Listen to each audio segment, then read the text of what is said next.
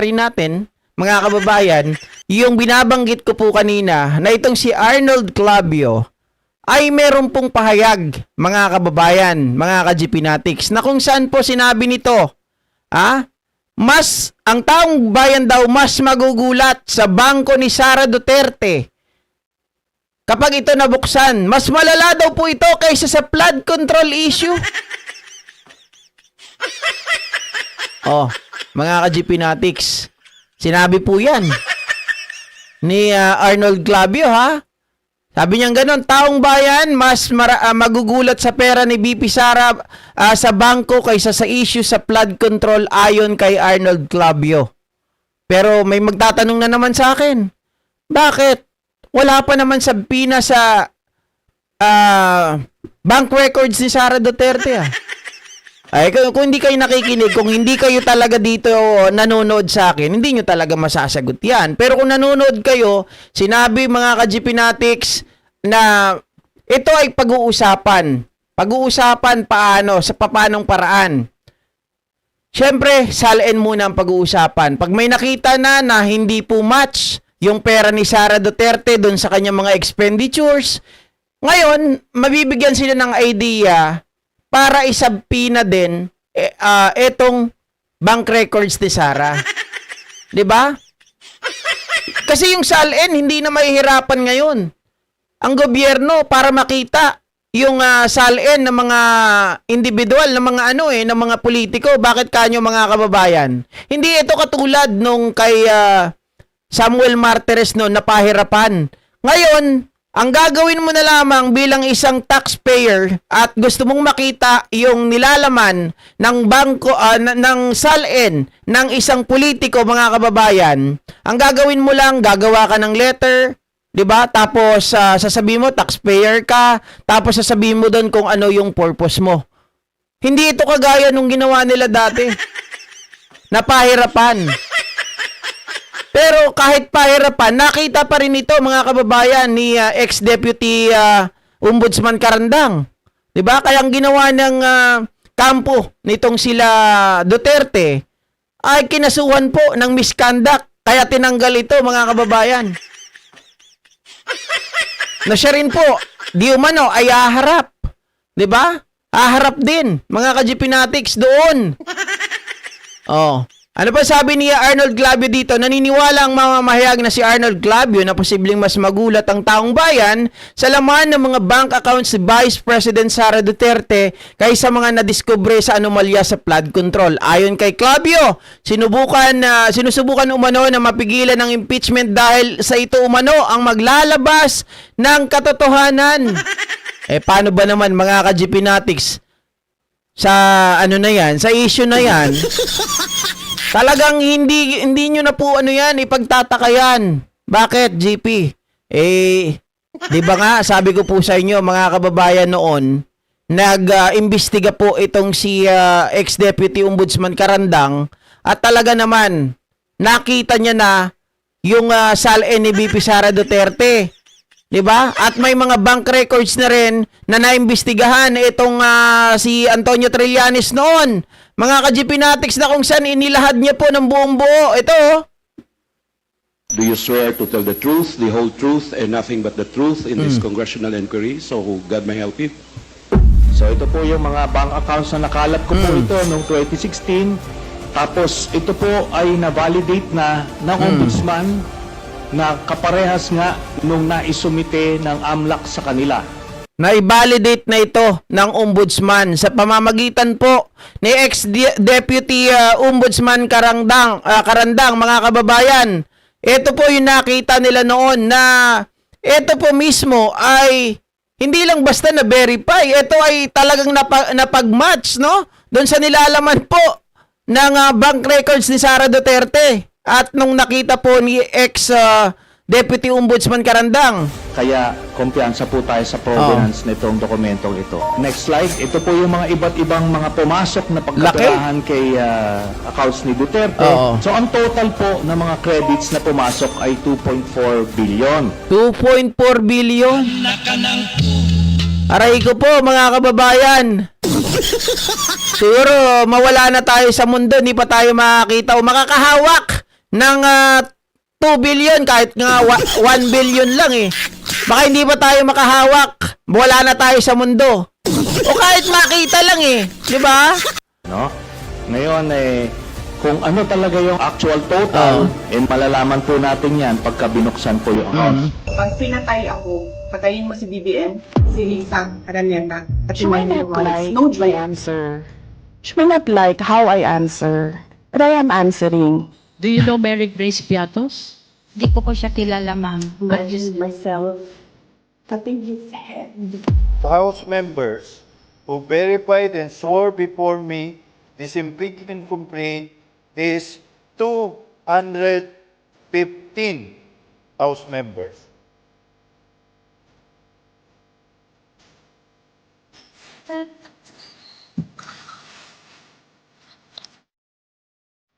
Kung may isang totoo lang giting, I will resign and I will ask my daughter to resign and everybody in the family. Yan, mga ka-GPnatics. Pathological liar, no? Kung mayroon daw kahit isang kusing na regularity na makita, mga kababayan, hihilingin daw niya na mag-resign na si VP Sara Duterte. Pero hinamon siya dito ni Trillanes, di ba? That is my guarantee. And I will hang myself. I will hang myself. Isang issue dito, nung mayor si Sara Duterte, ay lumabas, Sabi ni Sir Jason Rivera, 2 betlog ko lang nahawakan ko.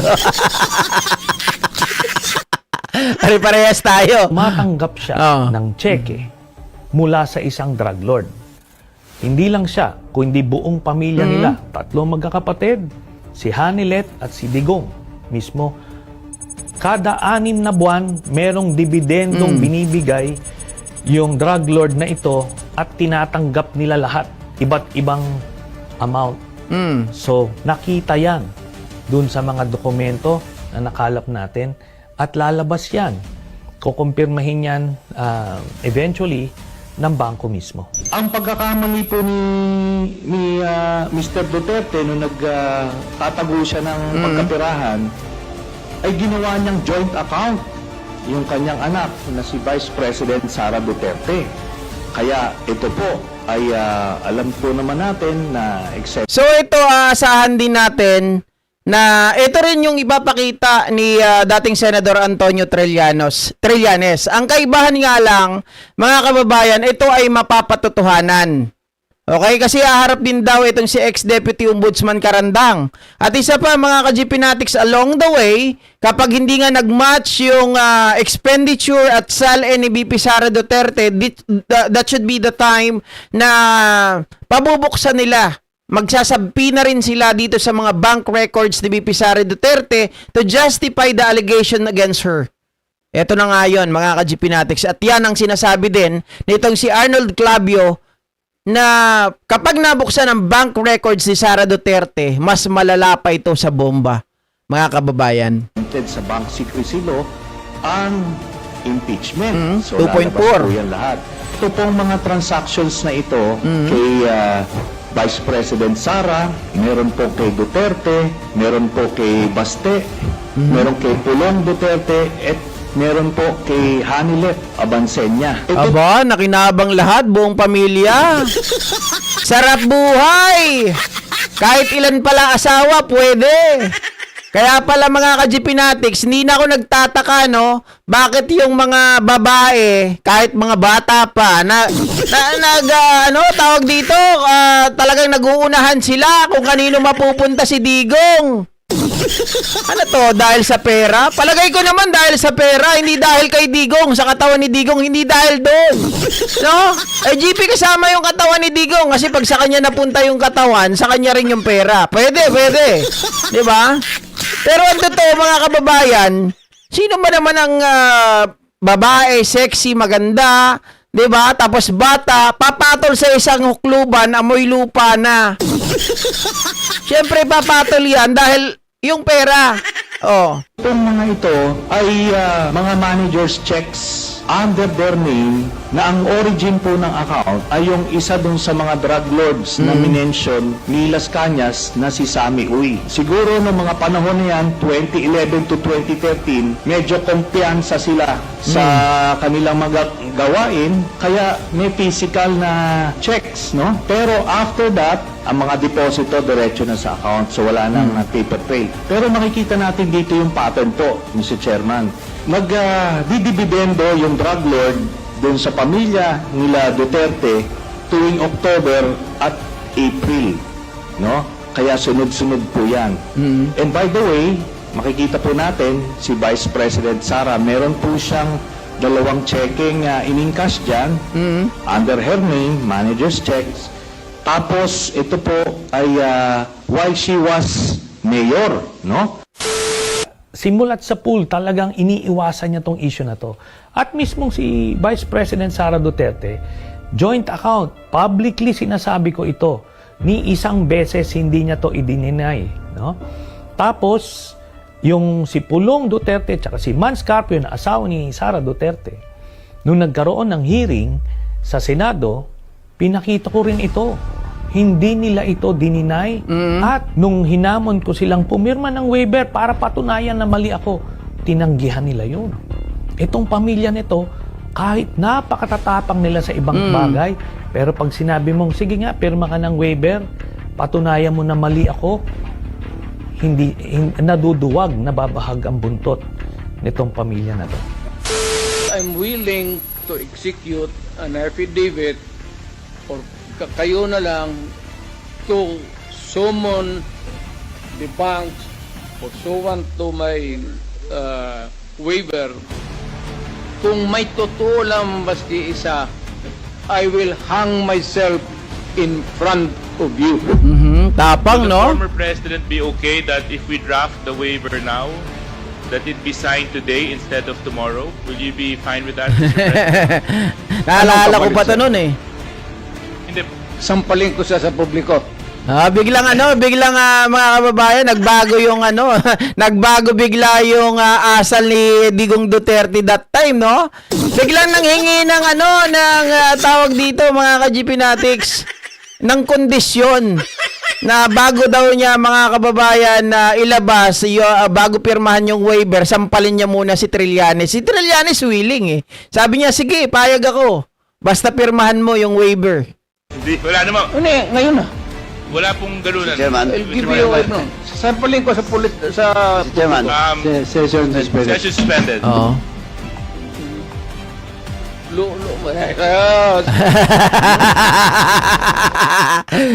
Walang yata. Talagang magaling gumawa ng eksena to mga to, no? Pero marami pa rin naniniwala dyan. Ngayon, yung sasabihin niya, sasampalin daw ako, pipirma siya ng waiver. Sige po, pwede, papayag ako, sampalin niyo ako. Pirma muna. Kayo sa waiver. Ilang taon na to? Oo nga naman. Mga kababayan, baka kasi maisahan siya. Mamaya, sampalin na siya, nagpasampal siya, tapos hindi naman pala pipirma ng waiver. Lugi! Kaya pirma muna ng waiver, saka pasampal. Kaya nga sabi ko, makikita ng taong bayan, lalo na dito sa Article 4, yung na ang Duterte family ay corrupt at tumatanggap sa drug lord. Nako. Kaya itong drug lord na ito, konektado ito kay Michael Yang, kaya nung presidente na si Duterte, yung mga karibal nila na mga drug pusher, drug dealer, pinagpapatay para masolo ni Duterte at ni Michael Yang yung pagpasok at pagbenta ng illegal na droga sa Pilipinas. Yun pala. Yung protection na ibinigay ni Pangulong Duterte sa dalawang drug personalities, si Michael Yang at si Alan Lee. Sa tingin ko po, yan yung pinakamalaking accomplishment ko. Kaya lang nga po is nalagasan ako ng dalawang... So nakikita nyo na yung picture mga kababayan na yung bank records ni Sara Duterte halos dito maglalaro. Kung paano nila na-acquire na-acquired yung ganung kalaking mga amount ng pera mga ka-GP Natics dahil dito sa mga drug lords, pogo lords, 'di ba? Ganito yon. At hindi lang po si Sara Duterte, hindi lang si Digong, buong pamilya ang nakakatanggap. Masyado silang nagtiwala nun, kaya hindi nila alam, meron na pala, nasusundan na pala yung kanilang mga transaksyon. Kasama po. Si Captain Perote po, dinukot sa Bacolod noong April 19, 2019. At si Retired Master Sergeant Jerry Liwanag, pinatay po noong February 24, 2021. Yung style parang hindi siya isolated case. Bakit kanyo? Pag may nagtatraidor sa kanila, mga ka-GPnatics, pinapatay. May nakakaligtas nga lang, kagaya ni Ansierto, nakaligtas. Pero yung ibang kasama niya, napatay. Parang yung kay Ramil Madriaga, yung mga kasama niya sa Isip Pilipinas, mga ka-GPnatics, na pinagbibintangan na may aligasyon na ito daw ay kasama sa mga kidnapping syndicate, 'di ba? Pero si Ramil Madriaga nakaligtas. Parang lumalabas mga ka-GPnatics, doon sa kanilang mga trabaho ay merong mga nagkataon lang siguro na baka nakakatakas kasi ayon naman kila Matubato dati kahit nga buntis pinapatay nila, 'di ba? Kahit na walang kasalanan, kala nila Matubato itong mga tao na to ay para matuwid. Yung pala mga kababayan, pag nakalaban nila, nakaalitan nila, papapatay na lang basta-basta. Lalong-lalo na siguro kung katulad nito na handang mag-testify laban sa kanila. Sa tingin nyo, bakit po ba o sino po ba ang may kagagawan ng pagkamatay ng inyong mga kasamahan sa anti-illegal drug campaign? Wala pong iba kundi yung dating Pangulong Duterte. Dahil gusto nila kaming patahimikin dahil sa na-discover namin na involvement ni Michael Yang saka ni Alan Lee. Actually, kinasawan po nila ako eh. Meron po akong warrant of arrest kaya nagtatago ako at meron po nakapatong sa akin na 10 o 15 million. Para po so, ganon ang style mga ka-GPnatics. Kapag kinalaban, kapag nakaligtas, hindi nila mahanap, kakasuhan. No, para syempre pag nahuli mga kababayan, ay bahala na yung mga tao nila kung anong gagawin nila dun sa loob, 'di ba? Mapatay nila ako. Kung totoo yung sinasabi ni Sonny Trillanes na merong mga hundreds of millions sa iyong bank account na galing sa drug lord, galing sa Pogo Lord at iba pang mga lords. Laki. Yan yung posibleng lumabas diyan sa issue na yan. Kaya ayaw na ayaw nung iba na mabuksan o matuloy yung impeachment. Dahil pwedeng i-lift ang bank secrecy law. Correct. Papatay doon sa salin mismo, deklarasyon mismo ni BP Sara sa kanyang mga salin mula nung siya pa ay mayor ng Davao. Ang laki-laki ng mga halagang nakalagay doon. Nagtataka tayo, no? Hindi lang salin, kahit confidential funds eh. Magtataka tayo kahit nung mayor pa lang siya, presidente naman si Digong. 'Di ba? Aba, mga kababayan, sabi nila wala daw insurgency, wala daw gulo sa Davao, peaceful daw ang Davao. Pero nanghihingi ng confidential funds. Para saan gagamitin 'yun? Kung tahimik ang inyong lugar, palagay ko naman hindi mo na kailangan ng confidential funds, 'di ba? Naungusan pa nga niya ang Makati. Ang Makati parang nasa 10 million lang. Hindi ako nagkakamali sa kanya, nasa 60 million. Dinideclare niya bilang kanyang pag-aari. Pag kinumpara mo doon sa kanyang sweldo, ang tanong, paano ka nakakuha ng ganito kalaking na halagang ari-arian, bahay, lupa, sasakyan, kung ito lang ang sweldo mo? Saan galing yan? Correct. Yun ang kailangan niyang unmatched na kaagad yan. Kaya I'm almost sure na merong link sa mga Pogo Lords dahil sila ang nagpapasok. Parang kabuti na nagsulputan all over the place. Yun ang naiintindihan ng tao. Hindi nila maintindihan yung threats. Sabi nila, ay nako, kunya-kunyari lang yung threat niyan. Pero ang Sabi ni Jason Rivera, bakit si Ansierto di pa rin nagpapakita si Digong nasa dahig na?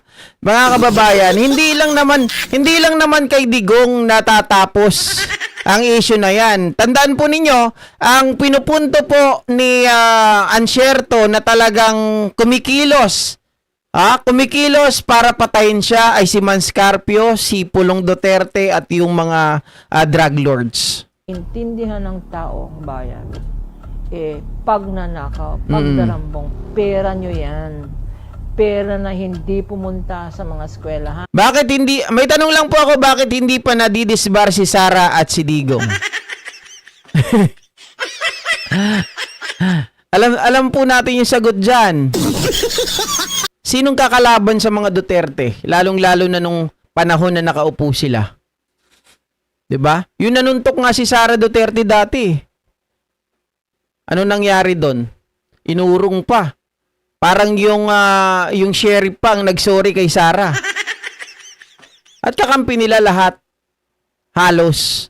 Kaya nilang tapalan ng pera. Sa dami ng pera, bilyones eh. Baka nga trilyon pa yan eh.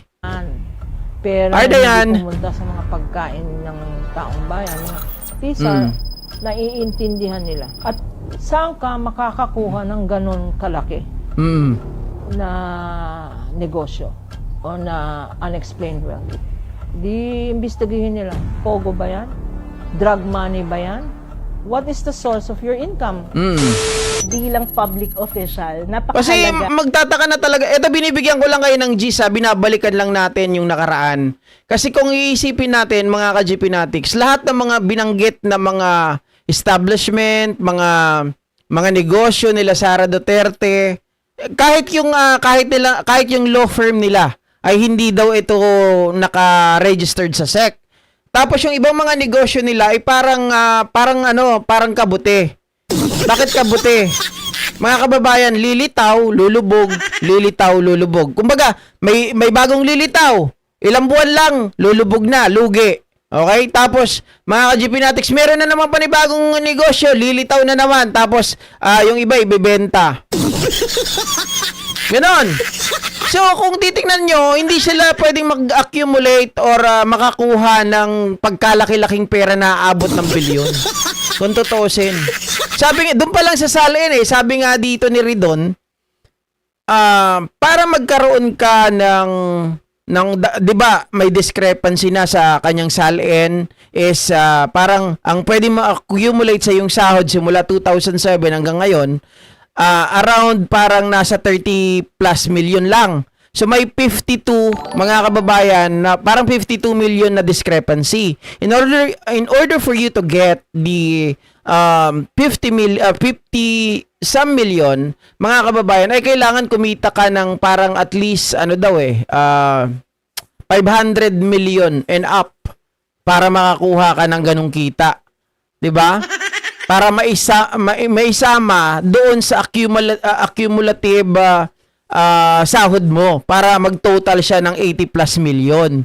Otherwise, mga kababayan, pag hindi yun napatunayan, hindi na-justify nila BP Sara Duterte. Therefore, ang isipin ng tao, saan to nanggaling? Na dapat nga frugal lifestyle ka di ba? Bilang public official, yung halimbawa ng simpleng pamumuhay, which President Duterte tried to project. Yan, isa pa to. Sir Jorn, isa pa. Paano nagkaroon ng milyones si Sisa na kagagraduate pa lang niya? Oo nga, mga kababayan, isang bagay pa yan. Ang sinasabi kasi nila, pinamana daw ito ni Digong. Pinamana daw. Hindi pa patay si Digong. Mayor pa lang, pinamanahan na kaagad sila, mga bata pa lang. Samantalang kung titingnan mo yung background ni Digong, according dun sa kanilang mga followers, mahirap si Digong, walang pera, hindi nagnanakaw. Galing sa hirap Paano nagkaroon ng kamal-kamal na pera itong si Digong para ipamana niya dun sa kanyang mga anak? 'Di ba? At isa pa, nung graduate si Sara, speaking na sinasabi niyo na kaga-graduate lang, hindi nga ito humawak ng kahit anumang kaso.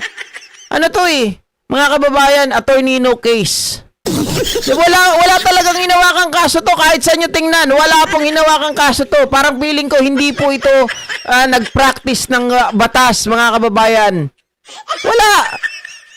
Literal na display lang yung pangalan, Attorney Sara Duterte. Display lang. Thank you, Ma'am Leticia Fernando, sa pag-share ng blessing. Sa mga pictures ng Colombo. Oo. But that's the irony of it. Kunwari kumakain ng tuyo, Oo. pero may bilyong piso na pumapasok sa bank account. At saan nang gagaling yung bilyong piso na to? Again, kasi tingnan mo, mga kababayan, kung yan lang ang ginakain mo, kung yan lang ang kaya mong bilhin, it's really yung very contradicting doon sa yung narrative na wala kang kapera-pera. And how come that your family, mga kababayan, ay nabubuhay po sa marangyang pamumuhay, di ba? Yung lavish na pamumuhay nila, kung kotse, bahay, mansyon, pag-alagala sa abroad, si Kitty Duterte lagi nagpa-party-party doon sa sa mga yate, mga gamit, mga mga branded. Goes back doon sa usapin ng korupsyon. 'Di ba? Kung paano mo naggamit yung posisyon mo sa gobyerno, yung kapangyarihan mo para mag-accumulate ng mga ganitong kalaking ari-arian at nawala Sir Smokey, di ko alam, wala palang internet kanina. Nagsasalita ako, wala na pala kayo. pera na pangsariling ginagamit. So, malaking issue to sa taong bayan kasi hirap na tayo di ba? So, sa tingin mo, dapat ba siya humarap sa impeachment trial? Oo naman. Oo naman. The only reason ba't di siya haharap, bakit may tinatago ba? Kung correct. wala naman, oo. Yan ang unang depensa ng taong walang tinatago, 'di ba?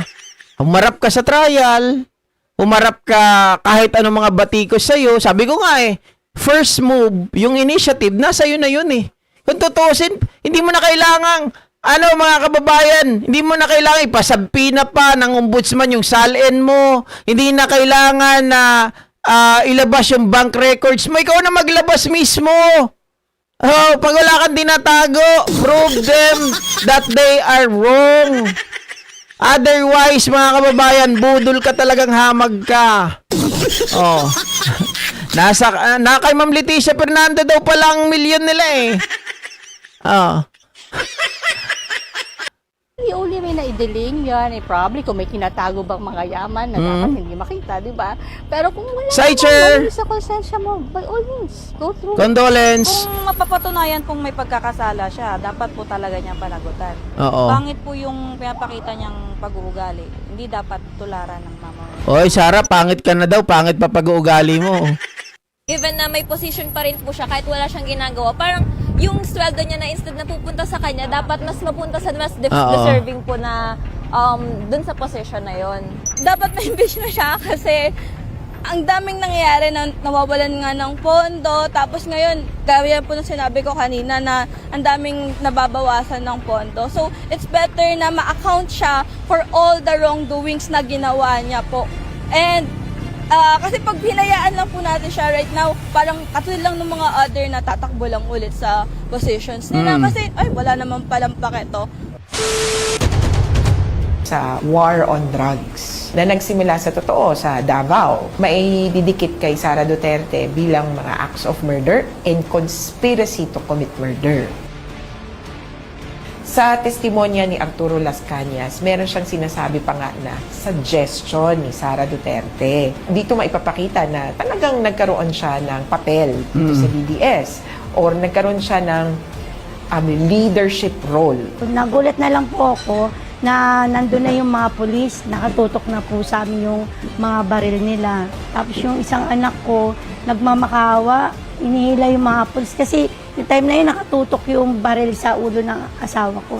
Yan, ibang ibang usapan naman na yan. Diyan sa EJK, mga ka-GPnatics, ang ICC naman ang katapat niyan. And so far, sabi ng ICC, kahit sila Trillanes, wala pang sapat na ebidensya kay Sara Duterte para ma-implicate doon po sa issue ng extrajudicial killings. So, kulang yung kanilang ebidensya, mga kababayan. Hindi ko lang alam kung magsasalita pa itong si Garma at yung iba pa. Kasi doon naman, sinasabi ni Garma na hindi naman niya nakikita itong si VP Sara Duterte doon sa mga meetings nila. Okay, so ayan mga kababayan, yan po yung mga aasahan natin pagdating po ng April 14 na kung saan mga kababayan, syempre hindi yan sa umpisa, no? Yung bank records na yan, kapag nabuksan mga kababayan or posible mabuksan at pag-usapan kapag pinag-uusapan na po yung salin ni VP Sara Duterte at pag may nakita na hindi match ito sa kanilang lifestyle, sa kanilang salin, doon na po magkakaroon ng problema at posibilidad na talagang maipasabpi na rin mga kababayan. At syempre dahil alam natin ang bank secrecy law, mga kababayan, 'Di ba? Pag nagkataon, dahil nga impeachment ito, si Sara Duterte ay wala talaga magagawa. Hindi po siya kayang takpan, hindi po siya kayang itago ng Bangsi Crisulo. Hindi siya pwedeng makapagtago dyan, mga kababayan. Alam natin ang batas na pagdating sa usaping impeachment, yung karapatan na yan ni VP Sara Duterte dyan sa Bangsi Crisulo, mawawala po yan. Okay? So, eto na po. Maraming salamat sa inyong lahat muli, mga ka-GP Natics. Ma'am Leticia Fernando, thank you so much. At kay Saicher, condolence sa'yo ha. Thank you. Salamat po sa lahat ng mga kasama natin, sa lahat ng mga nag-like dyan, mga ka-GP Natics. Sa mga hindi pa nagla-like, kung ayaw nyo maging kamukha ni Sara Duterte, mag-like na kayo. Bye-bye guys!